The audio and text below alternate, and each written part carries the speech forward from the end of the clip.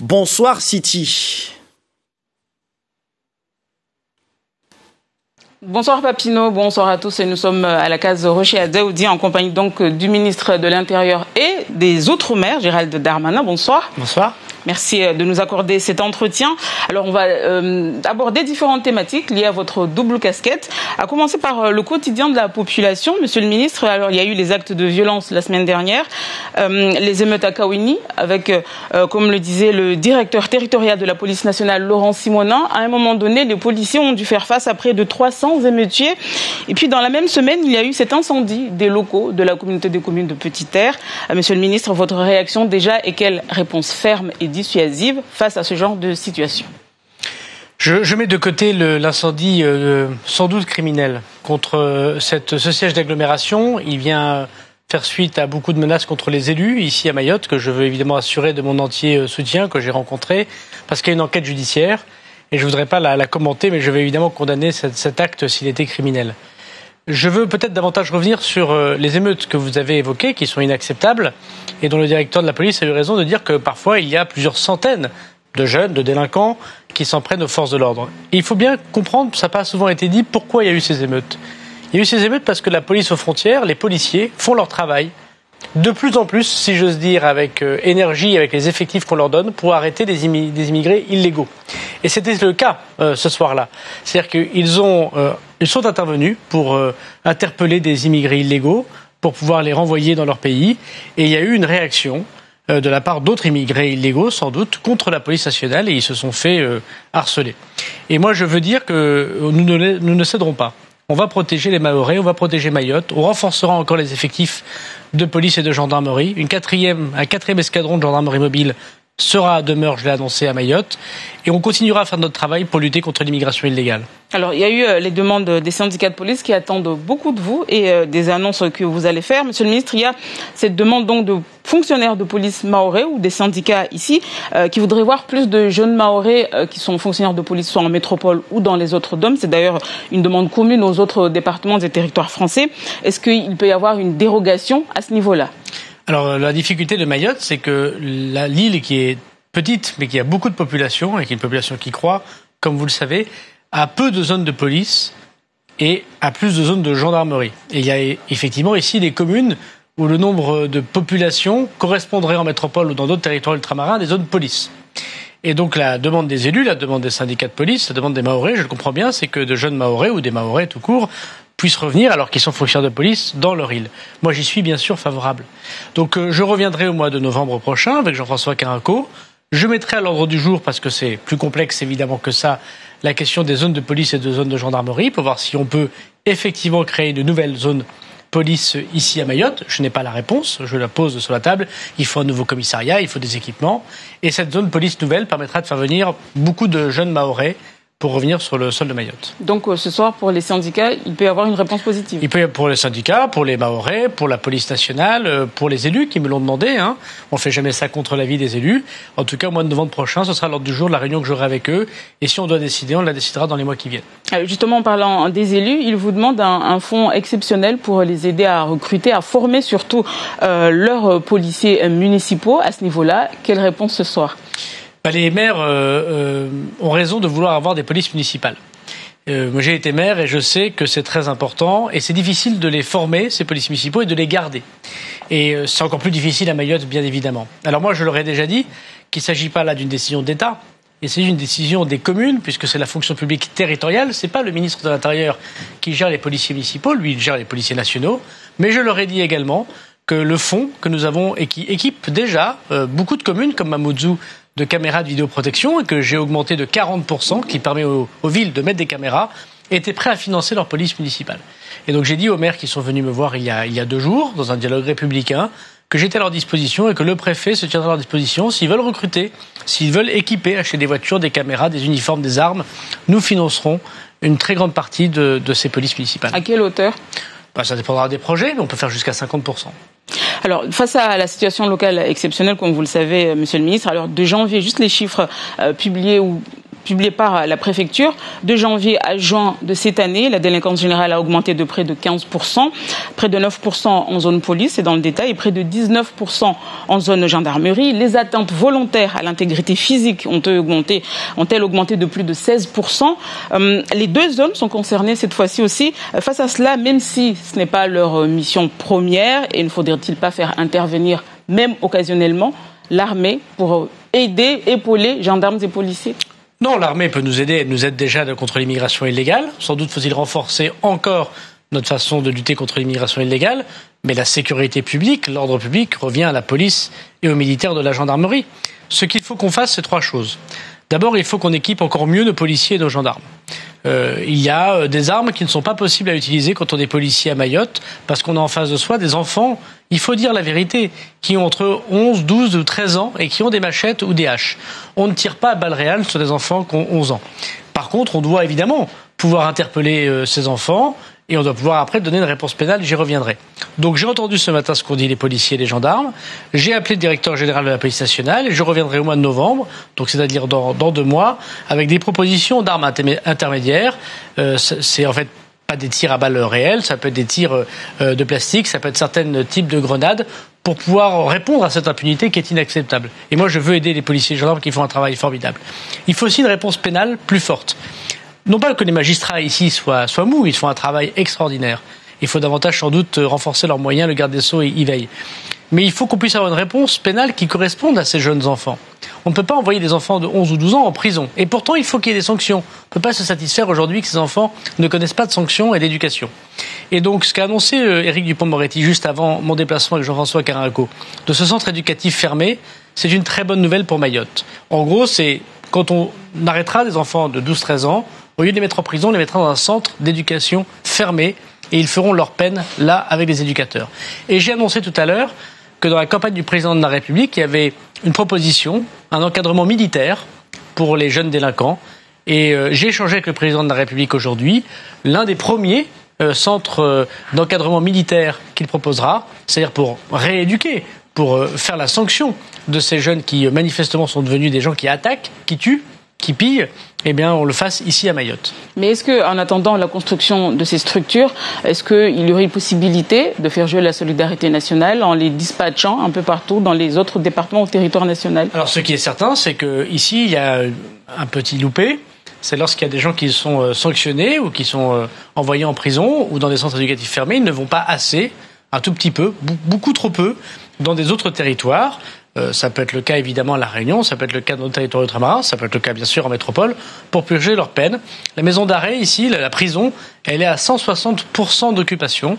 Donc il faut absolument une deuxième prison également. Donc il faut à la fois de la solidarité, vous avez raison, j'en parlerai avec mon collègue ministre de la Justice, et en même temps des constructions de places de prison supplémentaires. Alors, face à la multiplication des actes de délinquance et des violences, l'ancien préfet Jean-François Colombet avait déclaré par 2 fois que les autorités allaient poursuivre, interpeller les auteurs de ces actes de violence et faire payer les parents, même si ces parents étaient pauvres, les dégradations que les enfants faisaient, et que parents et enfants seraient par la suite renvoyés dans leur pays d'origine. Ces mesures peuvent-elles être appliquées ici ? Oui, alors d'abord, je constate que la police aux frontières avec la gendarmerie a des réussites très fortes dans la lutte contre l'immigration illégale. Plus de 20 000 reconduites à la frontière l'année dernière. Et tout à l'heure, j'étais au CRA, au centre de rétention administratif. On en est déjà, alors qu'on est au mois d'août, à plus de 19 000 personnes qui ont été reconduites à la frontière. Donc vraiment, je veux dire qu'après les années du Covid, qui ont été des années difficiles, bien évidemment, notre fermeté vis-à-vis des Comores et vis-à-vis de certains États africains va continuer. Et d'ailleurs, je verrai le président de la République la semaine prochaine pour évoquer des propositions pour être encore plus ferme sur ce sujet. Et moi, je suis tout à fait d'accord avec ce qu'a proposé l'ancien préfet, c'est-à-dire faire payer pour les dégradations. Nous sommes en train d'étudier au niveau national une façon que même lorsque les gens ne touchent pas un salaire mais des prestations sociales, on puisse effectivement leur faire payer leurs dégradations pour eux et pour ceux qui sont sous leur responsabilité. Alors, en tant que ministre de l'Intérieur, vous vous occupez aussi des cultes en France. Alors, en parlant de troubles à l'ordre public à Mayotte, depuis plusieurs années maintenant, Mayotte fait face à l'importation d'autres pratiques de l'islam qui n'a rien à voir avec la pratique traditionnelle des Mahorais. À Barakani, par exemple, il y a la population qui dénonce la présence d'un groupe qu'elle décrit comme étant salafiste, en tout cas qui pratique un islam opposé à ce qui se fait ici. En vous occupant du culte, qu'est-ce qui doit être fait, qui doit intervenir et quelles décisions prendre par rapport à ce phénomène ici? D'abord, je veux dire que dans la République, tout le monde a le droit de croire ou de ne pas croire et que les musulmans, dans la République, ont le droit, évidemment, de pratiquer leur religion et sont éminemment français, comme sur tout le territoire national. Et je sais ici qu'à Mayotte, qui est une île éminemment française, qui l'a prouvé et qui le redit, qui est très patriote, la religion musulmane se confond avec l'amour de la France. Et je veux vraiment le souligner. Ensuite, nous devons tous lutter, à Mayotte comme partout sur le territoire national, mais partout dans le monde. Nous devons lutter contre la radicalisation et contre la perversion des religions, quelles qu'elles soient, mais singulièrement de la radicalité en islam, qui est l'islam politique. Et donc ici, je n'ai pas de sonde négative, je veux le dire. Il n'y a pas d'inquiétude à avoir sur le territoire de Mayotte, contrairement parfois à d'autres territoires. Il y a des services qui sont les services du ministère de l'Intérieur, des services secrets intérieurs, qui regardent et qui surveillent les lieux que vous évoquez. Je veux simplement dire qu'ici, comme ailleurs, ma main ne tremblera pas. Et on fermera les lieux de culte, on fermera les associations, on poursuivra en justice, on expulsera, comme je le fais, je le crois, tout le monde le voit, au niveau national, si jamais il y avait des gens qui allaient contre les valeurs de la République. Alors hier, pour parler d'immigration clandestine rapidement, hier vous avez présenté les moyens et dispositifs nouveaux pour lutter contre l'immigration clandestine et pour la protection des frontières. Il y a Mansour Kamardine et d'autres élus qui demandaient et qui d'ailleurs avaient écrit une question au gouvernement sur le déploiement de Frontex à Mayotte. La réponse était étudiée selon la réponse écrite qu'on lui a envoyée, c'était l'année dernière. Où en est-on précisément aujourd'hui? Moi, j'ai entendu la demande du député Kamardine. Je ne suis pas convaincu, mais on va regarder les choses, évidemment. Nous les regardons parce que Frontex, c'est une agence européenne, pour que tout le monde comprenne, qui consiste à protéger nos frontières. Mais le cas de Mayotte est tellement particulier qu'une agence européenne qui viendrait à Mayotte pour protéger nos frontières, je ne suis pas tout à fait certain qu'il serait plus efficace pour voir Frontex fonctionner en métropole et notamment à Calais, puisque c'est un des enjeux de Frontex. Je ne suis pas tout à fait certain que ce soit plus efficace que les militaires de la gendarmerie et que les policiers français. Vous savez, il faut bien voir ce qui se passe. Depuis 5 ans, nous avons augmenté de 450 le nombre de policiers et de gendarmes supplémentaires. La moitié d'entre eux s'occupent justement de la protection des frontières. Il y avait 4 intercepteurs, c'est-à-dire des bateaux qui venaient à arrêter les kwassa-kwassa. Ils sont désormais 9. Je les ai rencontrés les 2 nouveaux ce matin. Ils vont être 11 en janvier prochain. Il n'y avait pas de radar pour protéger les côtes mahoraises. Il y en a désormais 4. J'ai annoncé qu'on les remplacerait intégralement par des radars modernes. Ils seront 6 dans les semaines et mois qui viennent.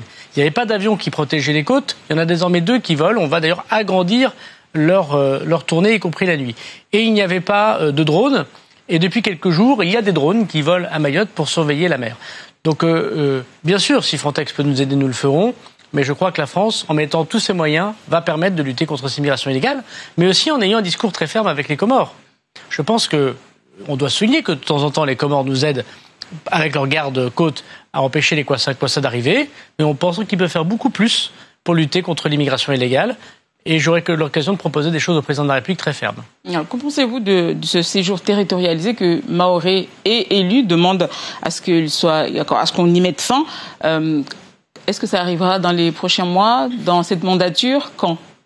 La difficulté, c'est que si on remet en cause le visa Balladur, c'est-à-dire il y a plus de 30 ans, on a décidé que les gens ne pouvaient pas partir du territoire de Mayotte, et je comprends bien la demande mahoraise, on va créer plus d'attractivité encore. Parce que si quelqu'un qui vient sur l'île de Mayotte et a la certitude de pouvoir aller demain en Europe, il y aura encore plus de gens qui viendront à Mayotte. Et vous verrez que la question que vous me poserez ou vous poserez au prochain ministre, c'est de dire mais vous avez libéré les visas et finalement c'est encore pire. Voilà. Donc je pense qu'on peut étudier les questions pour soulager Mayotte. Ça, c'est une question que vous m'avez posée tout à l'heure, j'ai répondu positivement. Mais l'État doit faire encore beaucoup plus pour protéger nos frontières. On commence à avoir un certain nombre de succès, mais c'est très encore en deçà de ce qu'il faut faire pour garantir la sécurité et lutter contre l'immigration illégale. Alors, s'agissant du projet de loi Mayotte que les élus du département ont donné un avis favorable il y a quelques mois, où en est-on exactement aujourd'hui? Alors, les élus du département ont plutôt donné un avis défavorable au projet présenté par mon prédécesseur qui était Sébastien Lecornu, qui consistait à avoir, et c'est un beau geste, et moi je suis pour ce geste avec Jean-François Carinco, un texte de loi national dédié à Mayotte. C'est notre acte d'amour également pour Mayotte. Il y aura plein de sujets abordés. L'immigration, moi j'ai déjà sorti des dispositions pour les proposer dans ma loi immigration, notamment le fait qu'il faut que les 2 parents soient sur le territoire national de façon régularisée avant la conception de l'enfant. C'est une révolution que j'impose ici. En gros, plus de droit du sol à Mayotte tel qu'on le connaît, ça c'est une révolution.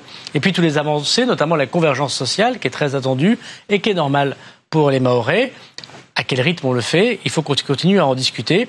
Donc moi j'ai dit aux élus du département avec le ministre Jean-François Carenco qu'on est tout à fait prêt à discuter de la continuité de cette loi Mayotte. Et le projet de loi va se faire avec les élus ou comment ça va, les relations vont évoluer? Le projet de loi se fera avec les élus. Parce que vous savez, le problème de ces dispositions, c'est que les cotisations, aujourd'hui, doivent être payées à proportion des dépenses sociales que vous demandez. Par exemple, les retraites, la retraite n'est pas la même ici que sur le territoire national en entier. C'est une injustice pour les Mahorais. Mais vous ne payez pas les mêmes cotisations entreprises. Et de ce que j'ai compris des débats précédents, je n'y étais pas, mais j'en ai lu les archives, c'est qu'on demandait ici des cotisations plus basses et la même prestation sociale qu'en métropole. Ça, c'est pas possible. Donc il faut qu'on discute en toute honnêteté. Il n'y a pas d'élections qui viennent dans les mois qui viennent, donc on n'est pas obligé de faire de la politique. Et moi, mon bureau sera ouvert, mon téléphone sera allumé, et je reviendrai autant qu'il faut ici à Mayotte. Je reviendrai donc au mois de novembre prochain pour discuter de ce sujet très important. Merci beaucoup, Gérald Darmanin. Merci à vous.